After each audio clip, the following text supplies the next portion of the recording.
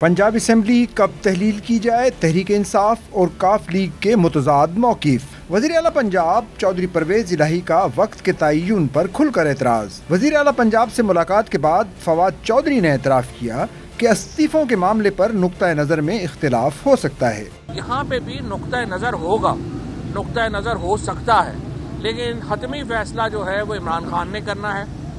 इस सिलसिले में हमने जो मीटिंग्स हैं वो शुरू कर दी हैं। आज लाहौर के एमएनए और एमएनएज़ और एमपीएस को बुलाया है, उनका नुक्ता नज़र सुनेंगे और कल सीनियर पार्टी लीडरशिप का इजलास खान साहब ने तलब किया है।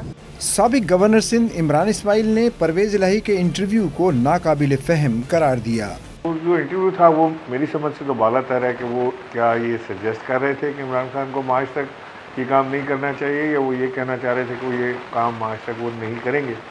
और अगर ऐसी बात है तो वो बात साफ सामने आ जाएगी, क्योंकि अब इमरान खान साहब ने तय कर लिया है कि वो जो कुछ भी हो तो दिसंबर से पहले दिसंबर के इख्तिताम से पहले ये असेंबली डिज़ोल्व करेंगे और इलेक्शन के लिए एक कदम और आगे बढ़ेंगे। प्रेशर इलेक्शन का डाला जाएगा उसके ऊपर। पीटीआई सेनेटर एजाज चौधरी ने डॉन न्यूज़ से गुफ्तगू में दावा किया कि मुस्लिम लीग काफ की सियासत हमेशा इस्टेब्लिशमेंट के साथ रही है। पीटीआई काफ लीग के साथ मामलात बिगाड़ना नहीं चाहती। वज़ीर आला पंजाब के बयानात से पीटीआई के लोगों को दुख पहुंचा है।